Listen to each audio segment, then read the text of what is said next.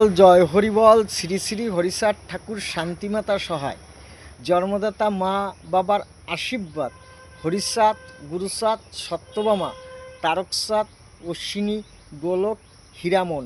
জয় হরিবল, হরিবল হরিবল, জয় হরিবল। তাইলে পৃথিবীতে মেয়ে একটাই, সেই মেয়েটাকে আমার মা শান্তি।